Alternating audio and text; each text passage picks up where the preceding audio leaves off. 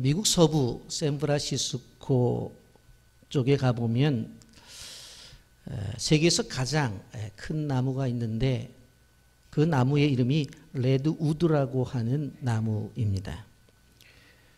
보통 100m까지 큰다고 하니까 보통 큰 나무가 아닙니다.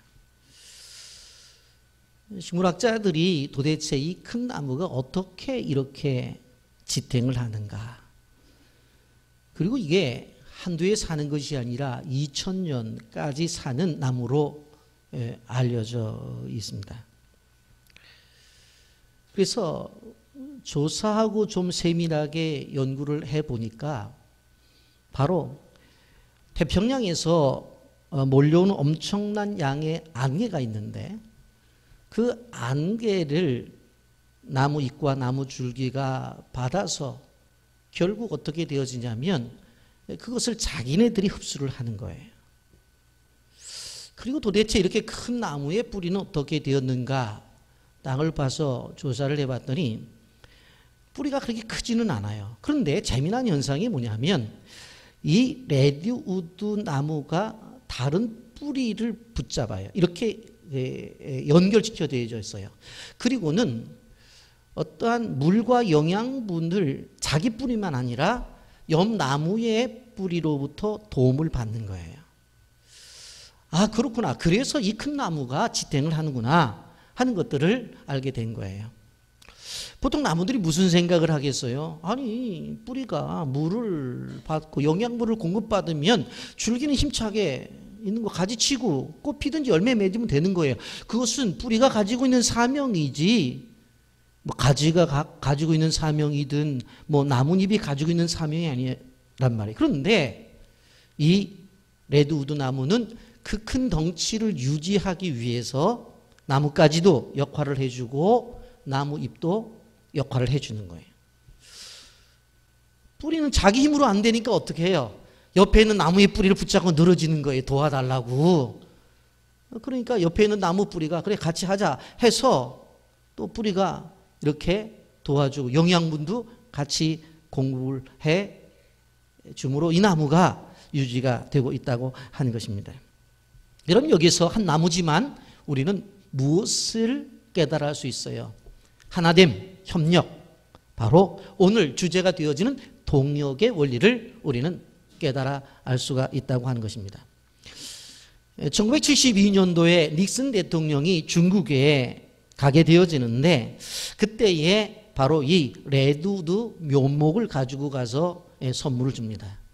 그 이유는 무엇일까요? 우리 잘해보자 라고 하는 그런 뜻을 가지고 선물로 주었을 것이라고 생각이 되어집니다. 여러분, 우리가 신앙생활을 하면서 절대적으로 우리가 잊지 않아야 될 하나의 단어가 있는데 그것이 바로 동역이라고 하는 단어입니다. 그 동역이라고 하는 단어인데 그 동역을 하는 사람들을 우리는 동역자다, 그렇게 표현을 합니다. 여러분, 이 동역자라고 하는 말은 헬라말로 수네루고스라고 하는 단어를 쓰고 있는데 우리말로 번역을 한다면 함께 일하는 사람들, 그런 뜻을 가지고 있습니다. 여러분, 우리는 세상 속에 살아가면서 가정 안에서 가장 동역을 하는 일에 있어서 절대적으로 하나님이 맺어준 관계가 있습니다. 그게 부부의 관계입니다. 부부가 가장 가까운 동역자예요. 근데 결혼 생활을 하는 분들이 가장 힘들어하는 게 뭐냐면 같은 이불 속에서 잠자고 생활을 하는데 이 사람 생각하고 내 생각이 다르다는 거예요. 애 낳고 여태까지 살았는데 도대체 뭐지 하는 그런 생각들을 가질 때가 있습니다. 직장에 가보세요. 직장이 가지고 있는 분명한 목표가 있습니다. 그 목표를 어떻게 해요? 함께 동역해서 이루어 나가는 거예요. 물론 회사에 나가면 사장님도 계시고 부장님도 있고 과장도 있고 뭐 평사원도 있죠. 그런데 그들이 함께 이루어가야 될 목표가 있어요. 그게 동역이에요. 우리가 선교제에 가보면 분명히 호텔도 분명히 제일 위에 뭐가 있어요? 비전, 그리고 미션. 밸류, 핵심 가치에 대해서 이야기하고 있어요. 그러니까 모든 직원들이 그걸 보고 이것을 위해서 일을 하자. 우리 호텔이 가지고 있는 가장 가치 있는 게 뭐냐? 이거다라고 이야기를 하는 거예요. 여러분, 우리 교회입니다. 교회도 마찬가지입니다. 우리가 비전 선언문을 나누고 늘 미션을 얘기하고 우리 교회도 무엇이 가장 가치가 있느냐? 그렇게 이야기를 하는 이유가 도대체 뭐예요? 다 다른 환경에서 자란 분들이에요. 지금 일도 다른 환경에서 일들을 하고 있어요. 그러나 중요한 것은 뭐냐면 하나님의 나라를 위해서 분명한 목표를 가지고 나가게 되어질 때에 성도 다르고 자라난 환경도 다르고 하는 일도 다르지만 이 일을 위해서는 동역을 하자는 거예요. 그래서 일을 이루자고 하는 거예요. 오늘 우리가 보고 있는 빌립보서는 동역의 원리를 분명하게 가르쳐주고 있어요. 그런데 오늘 이 본문 속에서 가르쳐주는 동역의 원리 속에서 오늘 세 사람을 생각해 보고자 합니다. 첫째는 사도 바울과 두 번째로는 디모데라고 하는 인물이고 세 번째로는 에바브로디도라고 하는 인물입니다. 여러분, 이 사람들은 빌립보 교회를 세우고 빌립보 교회를 운영하는 일들에 있어서 동역자로서 움직였던 것들을 우리는 볼 수가 있습니다. 첫째로 우리는 바울과 빌립보 교회를 생각해 볼 수 있습니다. 여러분, 빌립보 교회는 사도 바울이 2차 전도 여행 때에 세운 교회입니다. 사도 바울이 끊임없이 어디로 복음을 증거하러 가기를 원했느냐? 아시아로 복음을 증거하러 가기를 원했어요. 그런데 계속 막는 거예요. 나중에 성령께서 나타나셔서 가지 말라는 거예요. 그리고는 한 환상을 봐요. 건너와서 우리를 도우라고 하는 환상을 보게 되어지는데 그 환상을 우리는 마게도냐 환상이라고 그렇게 말을 해요. 그래서 유럽으로 건너가게 되어지는데 바로 유럽으로 건너가서 첫 번째 세운 교회가 빌립보 교회입니다. 사도행전 16장 6절에 보면 성령이 아시아에 말씀을 전하지 못하게 하시거늘 그들이 부르기아와 갈라디아 땅으로 다녀가 무시아 앞에 이르러 비두니아로 가고자 애쓰되 예수의 영이 허락하지 아니하는지라. 무시아를 지나 드로아로 내려갔는데 밤의 환상이 바울에게 보이니 마게도냐 사람 하나가 서서 그에게 청하 이르되 마게도냐로 건너와서 우리를 도우라 하거늘. 바울이 그 환상을 보았을 때 우리가 곧 마게도냐로 떠나기로 힘쓰니 이는 하나님이 사람들에게 복음을 전하라고 우리를 부르신 줄로 인정함이로라. 자신의 의지와 자신의 생각을 가지고 아시아로 가고자 했을 때 하나님이 막았어요. 성령님까지 나타나셔서 막으신 거예요. 그리고는 마게도냐 환상을 보여주셔요. 건너와서 우리를 도우라는 거예요. 그 환상을 보자마자 성경을 보면 곧 마게도냐로 떠나요. 그리고는 그것이 자신들을 향한 하나님의 콜링이라고 분명히 생각하는 거예요. 부르신 줄로 인정함이로라. 그래서 그 환상을 보고 유럽으로 떠납니다. 그 마케도니아 지역의 첫 성이 빌립보 성인데 그곳에 가서 실질적으로 사도 바울은 늘 복음을 전했던 것과 마찬가지로 혹시 유대인의 회당이 없는가 찾아봤는데 유대인의 회당이 없는 거예요. 그래도 당시에 복음이 끊임없이 안디옥교회를 통해서 증거된 것을 알기 때문에 혹시 하고 찾아보다가 강가에서 기도 모임을 갖고 있는 한 팀을 발견하게 되는 거예요. 그래서 가봤더니 이 사람들이 구약의 성경의 말씀을 가지고 구약의 하나님을 믿고 있어요. 그래서 사도 바울이 그곳에 있는 바로 그 사람들에게 복음을 전하게 되어지는데 그 중심에 루디아가 있었어요. 복음을 전하게 되어질 때에 루디아가 마음을 열었고 그 가족도 다 예수를 믿게 되어져요. 그러고 나서 바로 루디아는 어떻게 되어져요?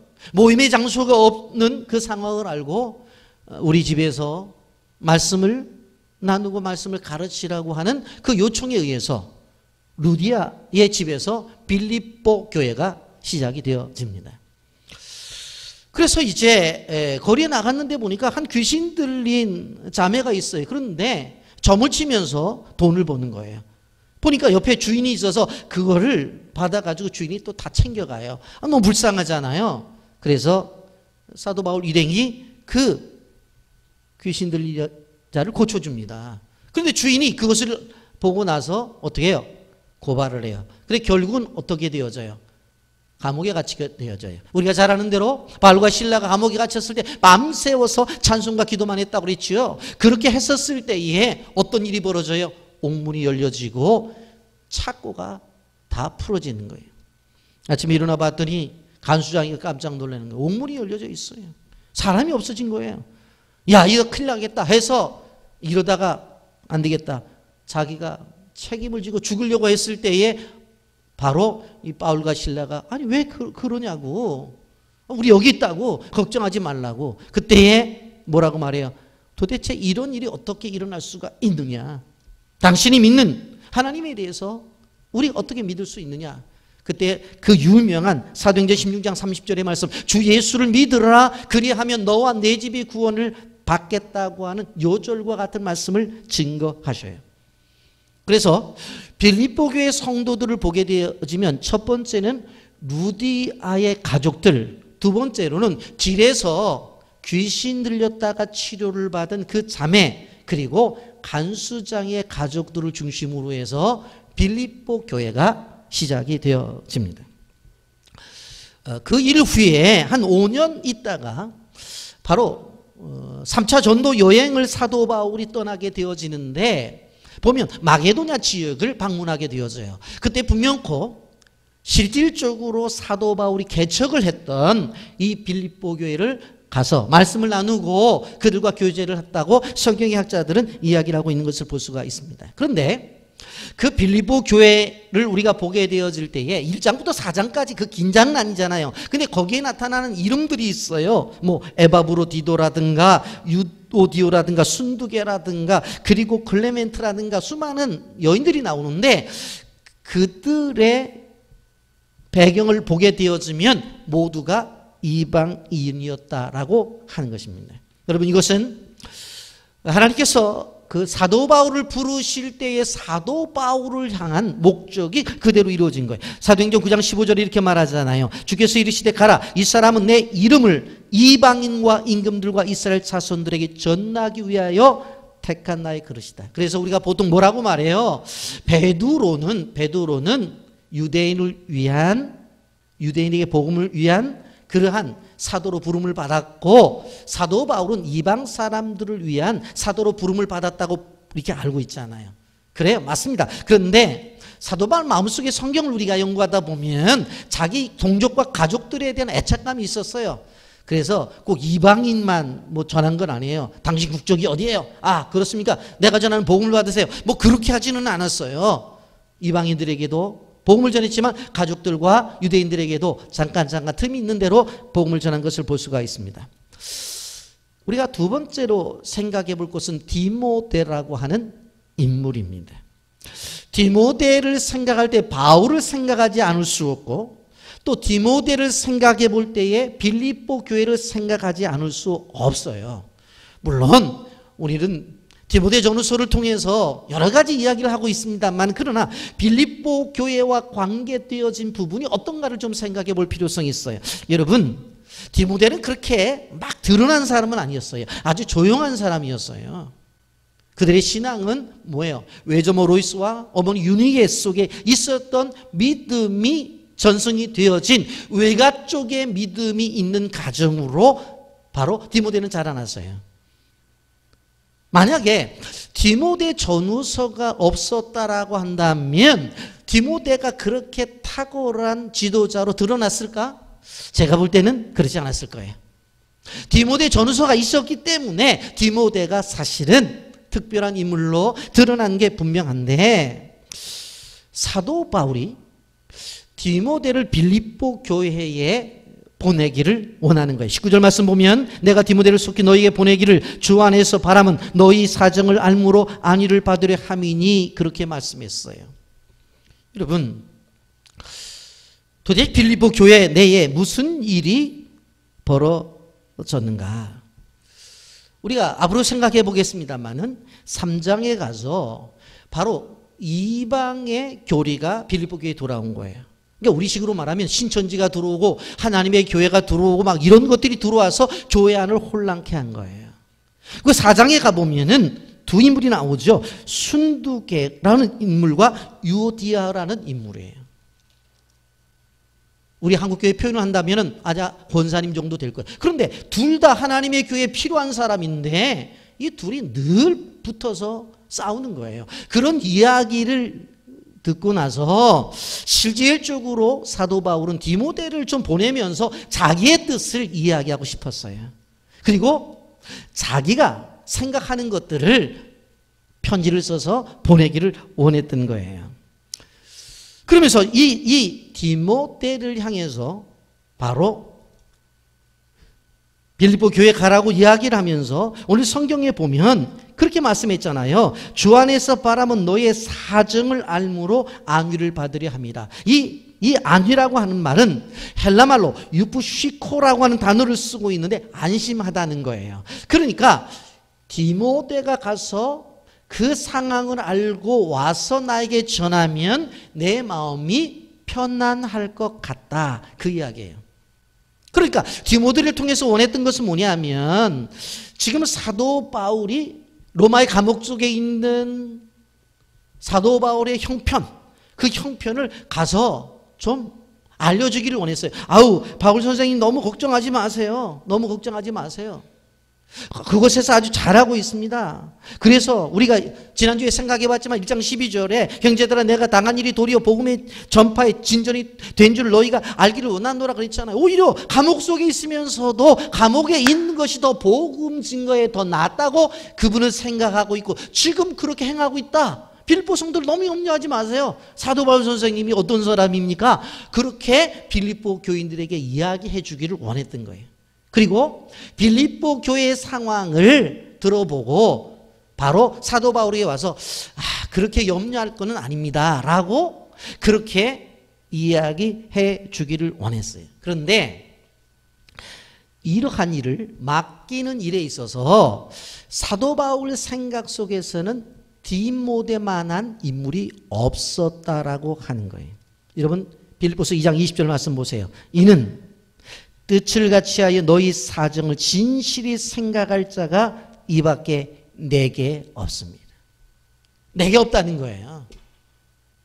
여러분 실질적으로 우리가 생각해 보게 되어질 때에 사도 바울이 유럽에 첫 번째 개척한 교회가 어떤 교회예요? 바로 빌립보 교회란 말이에요. 그러니 빌립보 교회에 대한 애착이 얼마나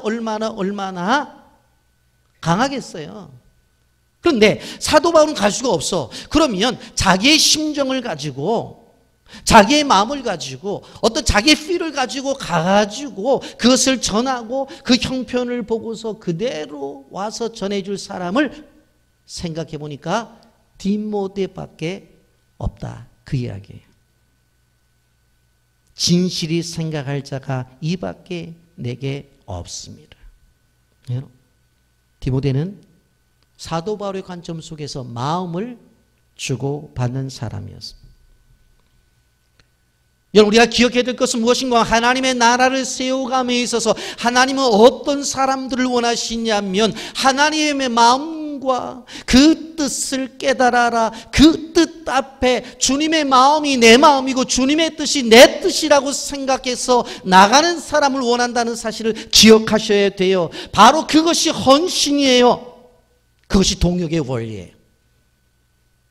우리가 하나님의 교회에서 함께 일을 하지만 그러나 사실 좀 더 나아가 보면 그것은 서로 간의 동역을 뛰어넘어 그것은 하나님과의 동역이라고 하는 사실을 우리는 기억해야 돼요.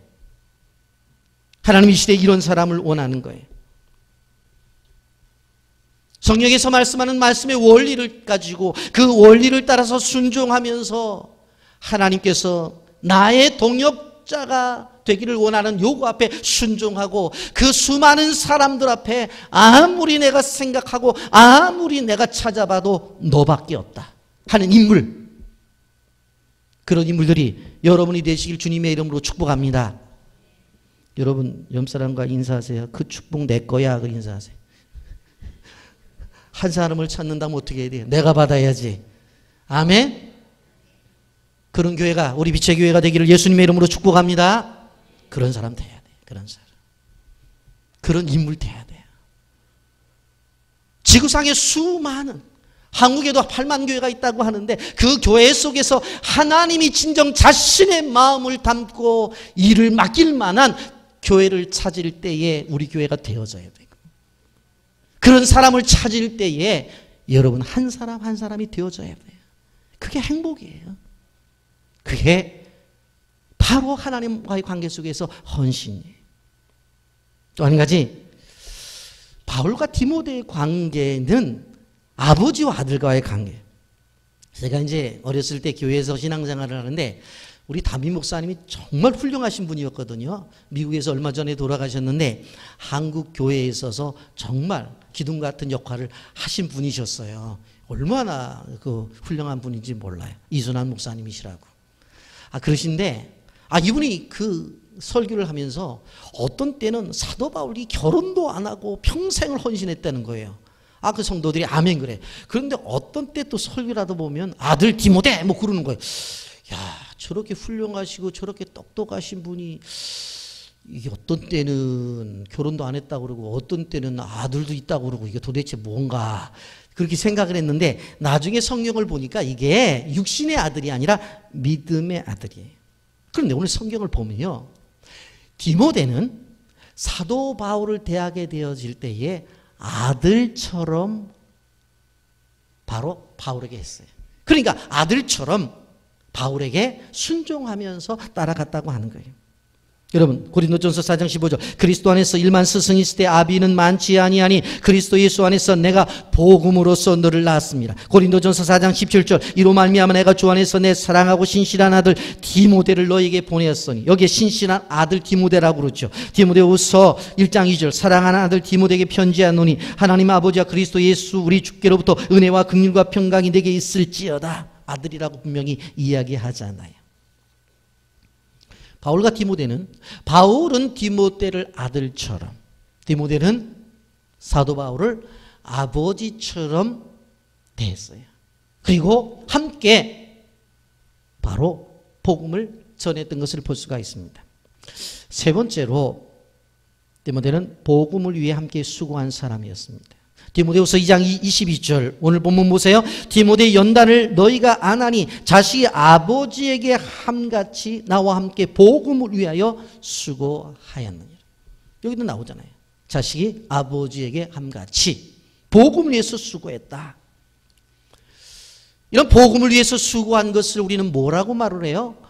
헌신이라고 표현을 해요. 그런데 이 헌신이 우리에게 주는 유익이 도대체 무언가? 바로 이 헌신은 우리에게 기쁨을 준다고 하는 것입니다. 오늘날 신앙생활을 오래 했으면서도 신앙생활 속에서 기쁨이 없는 분들이 계세요. 너무나 많죠. 이유가 도대체 뭘까?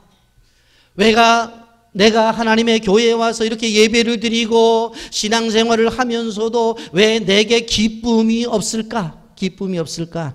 바로 그때 답은 뭐예요? 헌신이 없어서 그럽니다. 하나님과 나와의 관계 속에서 나라는 존재는 뭐예요? 나의 존재 가치가 어디서 나타나는 거예요? 하나님의 일을 하게 되어질 때 하나님 사역 속에 서 있는 나 자신을 바라볼 때에 바로 그 가치가 있는 거예요. 그런데 우리는 어떻습니까? 하나님과 나와의 관계 속에서 바로 하나님을 위해서 내 인생이 드려지는 것이 아니라 내 인생을 위해서 하나님이 필요한 거예요. 그래서 이러한 기도 제목을 내놓고 하나님 이거 이루어 주셔야 됩니다. 이러한 기도의 제목을 내놓고 예수님 이거 당장 해 주셔야 돼요. 이러한 기도 제목을 내놓고 성령님 어디 계신 거예요? 이거 빨리 해결해 주지 않고 하나님과 나와의 관계가 어떤 관계예요? 바로 하나님을 위해서 내가 희생되어지는 어떤 재물적 관계가 아니라 나를 위해서 하나님이 필요한 존재가 되어지는 거예요. 여러분 빌립보서 2장 21절 말씀 보세요. 그들이 다 자기 일을 구하고 그리스도 예수의 일을 구하지 아니하되 그랬어요. 세상에 많은 사람들이 다 자기 일을 구하고 그리스도 예수의 일을 구하지 아니해요. 그런데 디모데는 어떻게 했어요? 자기 일보다도 그리스도 예수의 일을 구했다고 하는 것입니다. 여러분 기억하셔야 돼요. 나만 생각하면 기쁨이 없어요. 삶 속에 기쁨이 사라지는 이유가 무엇입니까? 나만 생각하고 내 가정만 생각하고 내 교회만 생각하게 되어질 때에 절대적으로 아셔야 될 것은 기쁨은 없다는 걸 알아야 돼요. 여러분, 한국교회 고난이 많았지만 한국교회의 큰 부흥, 세계교회 어느 나라보다도 큰 부흥을 일으켰고 그 속에 기쁨이 있었던 것을 여러분들이 기억해야 돼요. 그럼 왜 한국교회 성도들에게 기쁨이 있었는가? 바로 헌신이 있었기 때문에 그렇습니다. 여러분, 요즘은 성미라는 제도가 사라졌습니다만은 몇 년 전만 해도 성미 제도가 있었고 초대 한국교회는 이 성미 제도가 잘 지켜졌어요. 성미 제도가 뭐예요? 우리 여자 성도님들이 교회를 나가게 되어지는데 11조는 하라고 그러지. 안 믿는 신랑이 돈 줄 리는 만무하지. 그리고 그때 요즘같이 무슨 사업을 해갖고 매월 수입이 있을 때도 아니고 어떻게 되어져요? 가을철 곡식 날 때가 돼야지 곡식 거둬들이잖아요. 그러니까 어떻게 해요? 밥을 하는 주부들이 어떻게 해요? 한 사발에 밥을 하게 되어질 때에 10분의 1 정도는 이 정도 된다 해서 바로 수저로 쌀을 떠서 모았어요.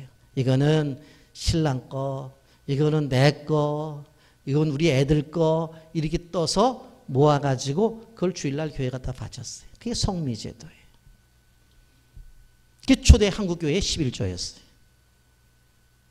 그런 것들을 초대 한국교회가 교육자들이 그것을 먹고 생활을 하면서 목회를 했었어요. 여러분, 초대 한국교회는 어떻게 교회를 운영했어요? 교회가 건축을 한 다음에 집을 가진 사람들은 집을 팔고 전세로 갔고 전세를 가진 사람들은 월세로 가면서 그리고 집에 있는 아이들 돌반지도 다 갖다 놓고 그리고 결혼반지까지 교회 갖다 바쳤어요. 우리 교회도 그랬어요. 우리 교회 안 한 거 아니에요. 그런데 외국에서 보면 깜짝 놀라요. 왜? 결혼반지라는 것은 약속이거든요. 언약이거든요. 그런데 그것까지 갖다 다 내놓은. 여러분, 요즘 휴가철이 뭐 길고 본인들이 골라서 씁니다만은 예전에 그렇지 않았잖아요. 길어봤자 나흘이었어요. 근데 그 나흘밖에 안 되는 1년의 그 휴가철을 어떻게 했었어요? 교회 성경학교나 교회 수련회 때 다 내놨어요. 그리고 단기 선교 갈 때 다 내놨단 말이에요. 그 청년들을 향해서 그러면 그렇게 일하다가 언제 쉬냐고 말하면 뭐라고 말해요? 성경학교가 쉼인데요. 휴가가 언제야? 그러면 단기 선교가 휴가인데요. 그렇게 표현을 했던 것이 한국교회 청년들이었어요. 근데 어느 순간부터 바뀌어졌어요. 시간을 들이고 물질을 들이고 자신의 삶을 드렸던 드리라의 삶에서 자신들에게 주어지는 삶을 누리겠다고 하는 누리라의 삶으로 바뀌어진 거예요. 여러분, 교회들도 마찬가지입니다. 환경이 좋으면 교인들이 오지를 않아요. 자꾸 큰 교회로 수평 이동을 하게 되어져요. 그래서 우리 교회는 이런 시설이 있으니 다 와서 누리라는 거예요. 이번에 우리 교회에서는 이런 프로그램을 만들어서 진행을 할 테니까 와서 누리라는 거예요. 이번에 우리 교회에서는 이런 행사가 있으니까 다 와서 누리라는 거예요. 계속해서 누리라는 거예요. 드리라가 상실되어지고 누리라가 살아나는 그러한 교회들, 그런 교회가 한국교회. 여러분, 왜 선교지에 자꾸 가라고 간구하냐면 선교지에 가서는 받을 건 없어요. 다 줄 거밖에 없어요.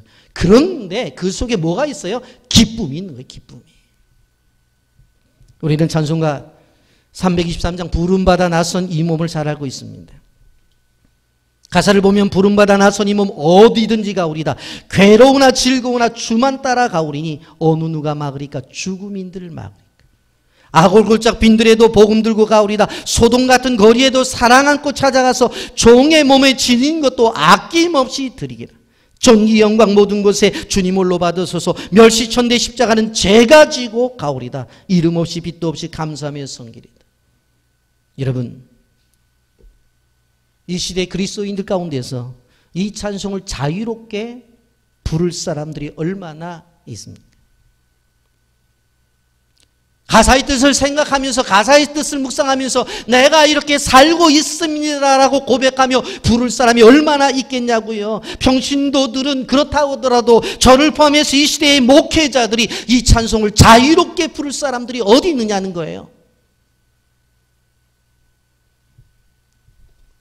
저는 지난주 화요일에 전라남도에 새로 놓은 다리가 하나 있습니다. 천사대교라고 아주 멋있는 다리인데 거기를 지나가게 되면 아주 큰 섬들이 있는데 들어가다 보면 안자도라고 하는 섬이 있고 그 섬에 부속섬이 있어요. 그 부속섬에 있는 그리고 본 안자도에 있는 목사님들이 다 모였어요.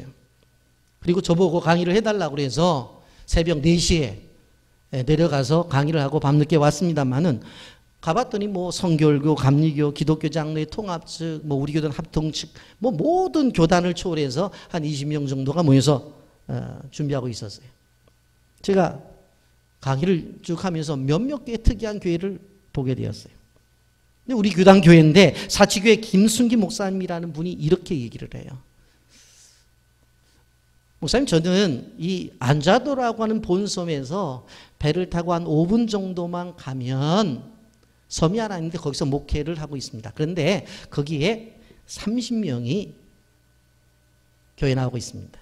그런데 제일 젊은 사람이 60세고 제일 나이 많은 사람이 98세입니다.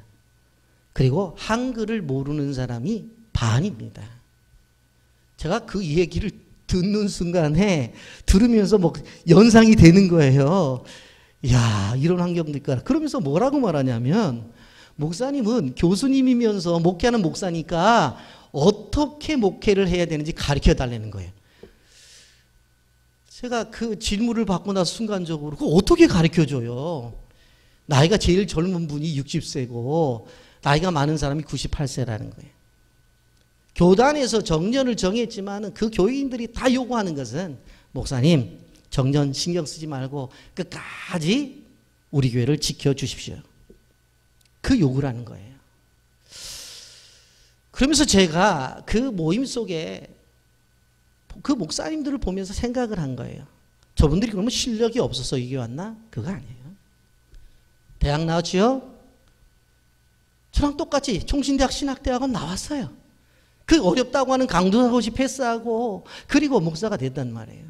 근데 왜 그들은 여기 왔죠? 제가 그 순간 또 끝나고 제가 이쪽 놀러 오면서 계속 생각한 것이 뭐냐면 나 자신을 돌아봤어요. 그들은 나는 찬송을 불렀어요. 아골골짝 빈들이라도 복음 들고 가겠다고 입은 열었지만 안 갔잖아요. 소돔 같은 거리에도 사랑 안고 찾아간다고 했는데 안 갔잖아요. 하나님 앞에 립서비스만 하고 있는 거예요. 그냥 그렇게 살겠다고. 그런데 바울과 디모데처럼 사는 목사님들이 계시다는 거예요. 여러분, 우리가 기억해야 될 것은 무엇인가 하면 디모데가 어떠한 상황 속에서 사도 바울을 도움가를 동역을 했는가를 좀 생각을 해봐야 되는 거예요. 여러분, 그러면서 우리는 한 걸음 더 나가서 에바브로디도라고 하는 사람을 생각해 볼 필요성이 있습니다. 에바브로디도도 마찬가지로 바울과 빌립보 교회와 함께 생각을 해봐야 돼요. 빌립보 교회는 사도 바울이 로마의 감옥 속에 있을 때에 그들이 큰 교회는 아니지만 그들이 해야 될 사명이 두 가지로 생각했어요. 그것이 무엇인가 하면 첫째, 감옥에 있지만 돈이 필요할 것이다 생각해서 헌금을 해서 보내야 됐어요. 그리고 또 한 가지는 자신들의 형편이 그렇게 걱정과 염려가 할 필요가 없다고 하는 내용을 전해야만 됐던 거예요. 여러분, 그런 상황 속에서 실질적으로 누구를 선택할 것인가?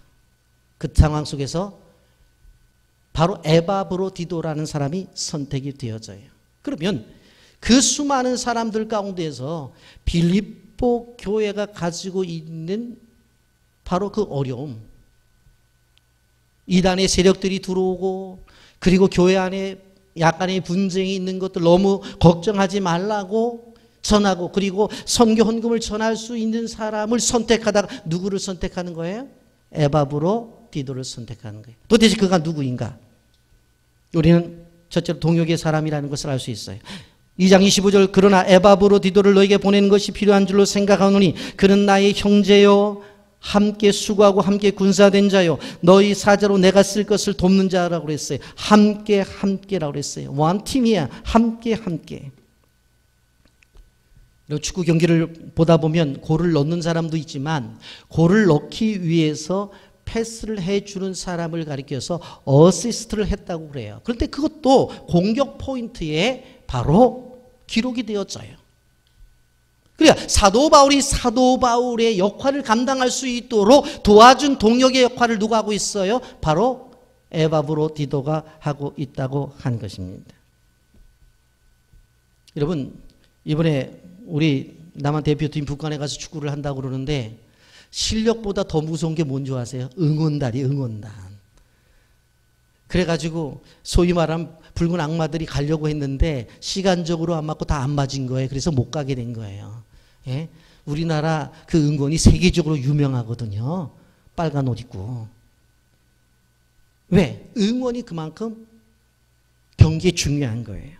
여러분 함께함이 중요한 거예요. 가을 하늘을 이렇게 보게 되어지면 기러기들이 이렇게 날아가게 되는데 이렇게 보면 V자를 하고 날아가고 제일 앞에 기러기가 하나 있고 뒤에 쫙 이렇게 따라가는 것을 바라볼 수가 있어요. 그런데 왜 조류학자들이 저렇게 할까 많은 연구를 해보니까 정말로 과학적으로도 대단한 그러한 방법이라는 것을 깨닫게 되어졌어요. 그리고 이렇게 함께 가게 되어질 때 혼자 날아가는 것보다도 훨씬 힘이 덜 든대요. 그리고 제일 앞에 기러기가 가다가 힘들면은 사인을 해요. 그럼 뒤로 오게 되어지고 다른 기러기가 제일 앞장서서 또 팀을 이끌어 가는 거예요.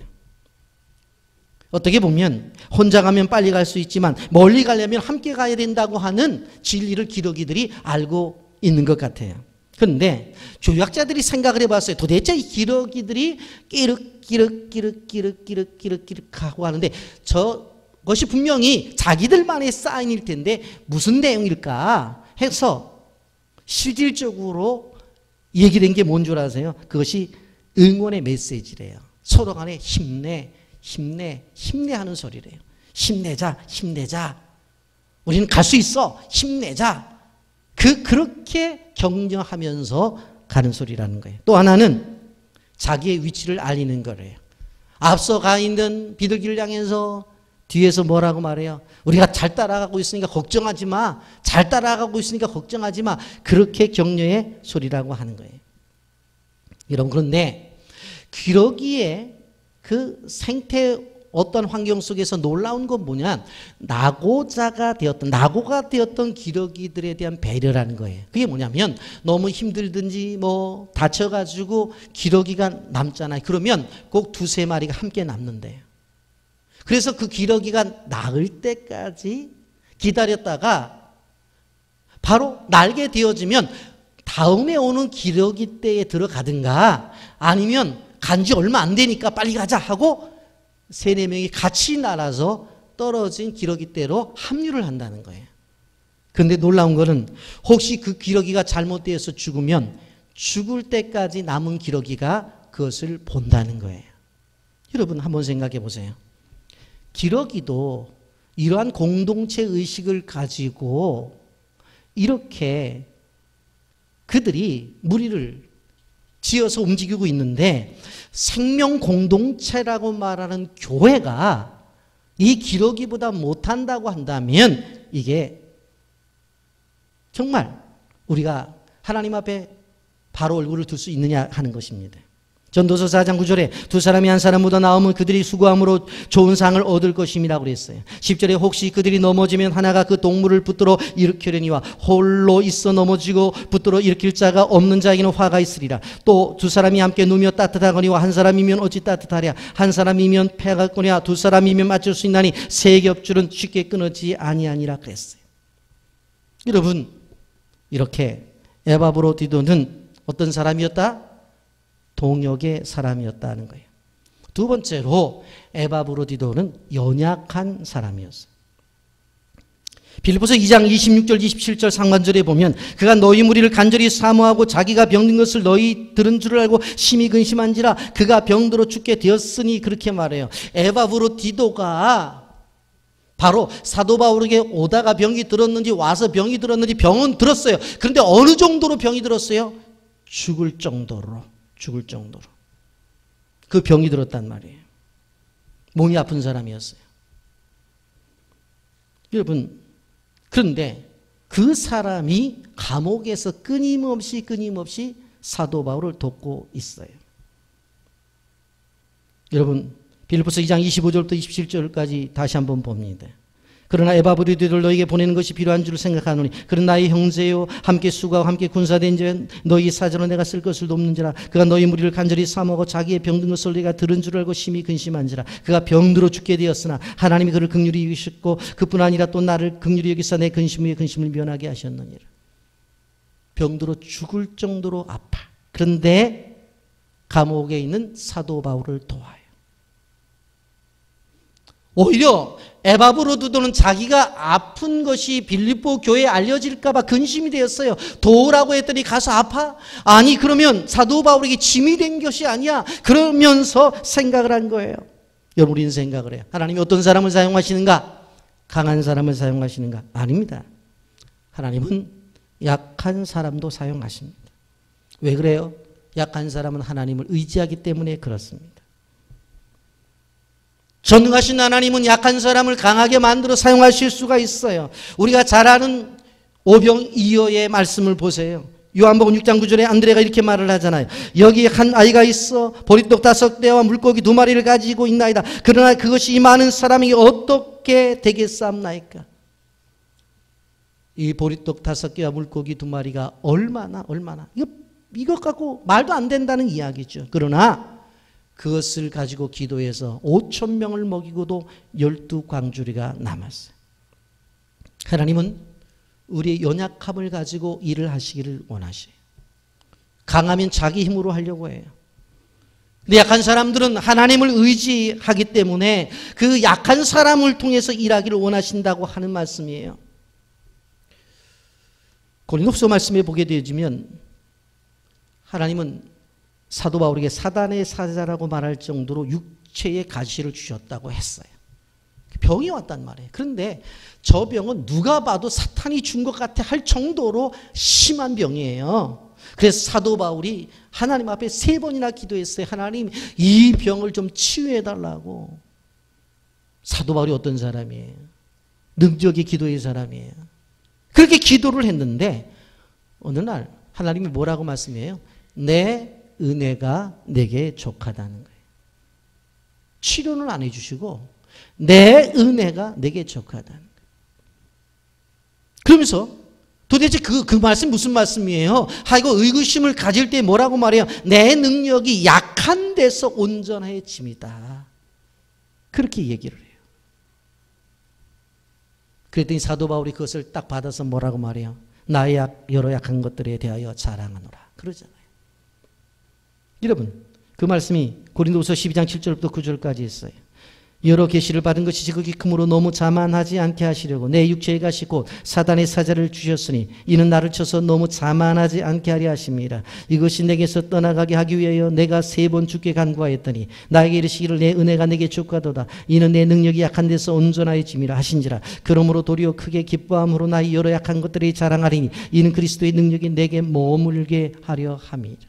그리스도의 능력이 내게 머물려면 나는 연약한 존재가 되어져야 돼. 여러분, 우리 인간의 역사를 보게 되어지면 하나님께서 아담과 하와를 만드시고 그들을 통해서 난 자식이 가인과 아벨이죠. 그런데 가인이 아벨을 쳐 죽여요. 형이 동생을 죽인다고. 그래서 하나님께서 다시 준 아벨 대신 준 아들이 셋이라고 하는 아들이에요. 그런데 창세기 4장 26절에 보면 중요한 말씀이 있어요. 다 같이 중요하니까 함께 읽어볼까요? 시작. 셋도 아들을 낳고 그의 이름을 에노스라 하였으며 그때의 사람들이 비로소 여호와 이름을 불렀더라. 그런데 에노스라고 하는 이름이 뭐냐면 약하고 병든 사람, 그 뜻을 가지고 있어요. 약하고 병든 사람. 자, 아버지가 이름을 지을 때 좀 잘 지어주지 왜 이렇게 지었을까? 그건 모르겠어요. 그런데 약하고 병든 사람이라고 하는 에노스라는 이름을 지어주니까 그때부터 비로소 여호와의 이름을 불렀더라. 그렇게 말씀하고 있어요. 강하면 하나님 안 찾아요. 약할 때 하나님 찾는 거예요. 여러분, 우리는 그러므로 이 시대의 모든 사람들이 에노스가 되어져야 돼요. 여러분, 아벨을 죽인 게 누구라고 해서 가인의 자손들이죠. 보세요. 그런데 가인의 후예들을 보면 힘세요. 창세기 4장 16절부터 축복에 되어지면요, 가인의 후예들은 뭐 했다고 그랬어요? 성을 쌓았다, 철기 문명, 기계 문명을 만들었다, 예? 그리고 교만했다, 거기서 사람을 죽였다. 다 거기서 어디서 나와요? 바로 가인의 후예로부터 나오는 거예요.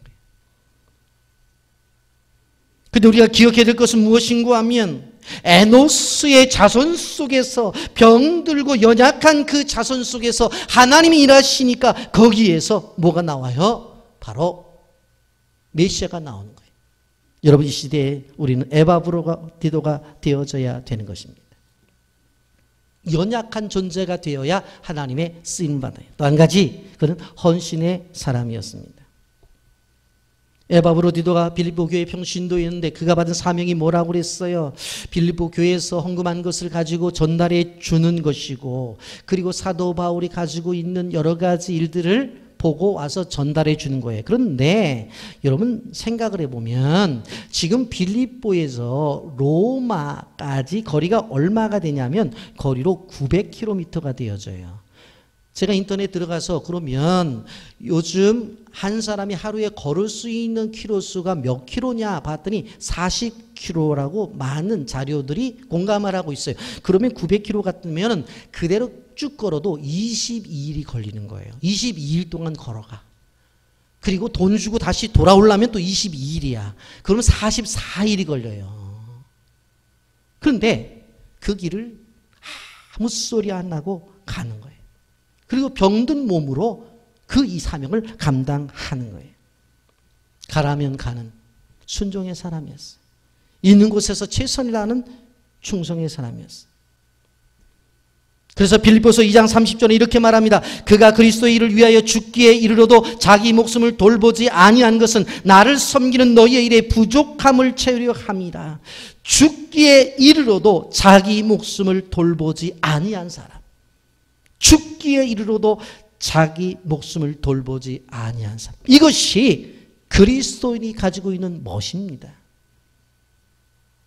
이렇게 산 분, 우리 역사 속에 한 분이 계시기에 영상을 보고 말씀을 계속하겠습니다. 최근 조선 총독부에서는 국가의식이라는 명분으로 신사참배를 강요하고 있습니다.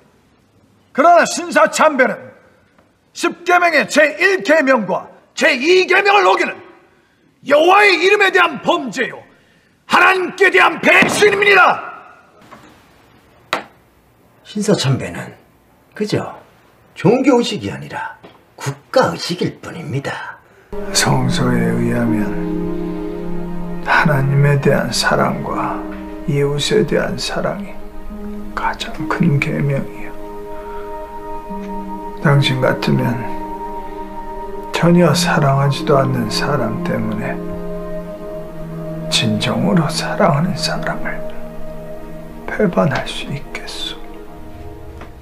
성도 여러분, 저는 오늘 이렇게 기도하고 싶습니다.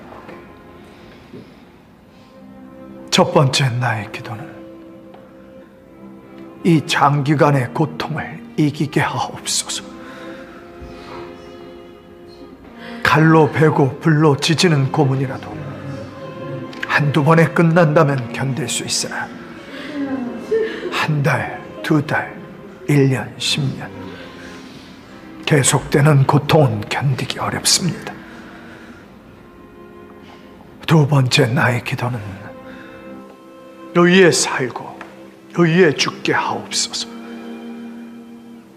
사람이 나라의 신민이 되어서는 중절의 의가 있고 부부가 되어서는 정절의 의가 있듯이 그리스도인은 주님을 향한 순결의 의가 있습니다. 다섯 번째, 나의 마지막 기도는 내 영혼을 내 주님께 부탁합니다. 주님을 위하여 오는 십자가를 내가 외면했다가 이 다음 주님이 너는 내 이름과 평안과 즐거움을 다 받아 누리고 고난의 자는 어찌하고 왔느냐고 물으시면 내가 무슨 말로 대답을 하겠습니까? 내 주의 십자가만 바라보고 나아갑시다. 그래서 나에겐 일사각오의 길만 있을 뿐입니다. 아, 그래요. 지금 목숨 하나 아깝지 않다, 그 말이요. 마지막으로 한 가지 물어보리다. 당신이 그토록 사랑한다는 하나님이라는 신, 도대체 지금 어디서 무엇을 하고 있어? 이렇게 당신이 다 주고 가는데 어디서 낮잠이라도 자고 있어? 난 내 힘으로 이 고통을 견디고 있는 게 아니야. 오로지 그분의 존재와 사랑 때문이야.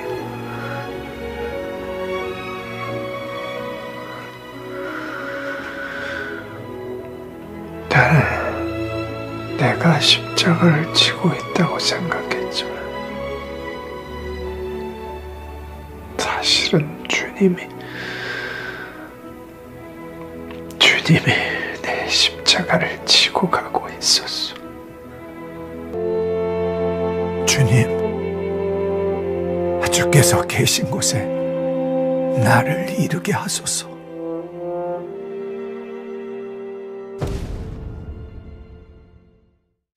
고난을 만나야 진정한 친구를 알아본다는 이야기가 있습니다. 소크라테스는 그의 죽음을 보게 되어지면 거짓 증거를 하고 독배를 마시게 한 사람이 친구였습니다. 시절을 살해한 것도 친구였고 바로 테일러를 등을 돌린 것도 바로 믿음의 사람이었지만 그가 사랑했던 애인이 바로 등을 돌렸습니다. 그러나 성경은 브리스길라와 아굴라 부부 같은 사람들을 두어서 그들은 내 목숨을 위하여 자기들의 목까지 내어놓았나니 나뿐 아니라 이방인의 모든 교회도 그들에게 감사한다고 했어요. 주님을 위해서 진정한 헌신자는, 동역자는 자기의 목숨까지도 드리는 분입니다. 여러분, 내 인생이 믿음의 노트에 기록이 된다면 어떤 존재로 기록이 되어질 것인가? 오늘날 우리나라는 둘로 갈라져서 서로 죽이려고만 하는 것 같습니다. 여당과 야당의 원수처럼 화살을 쏘아대고 있습니다.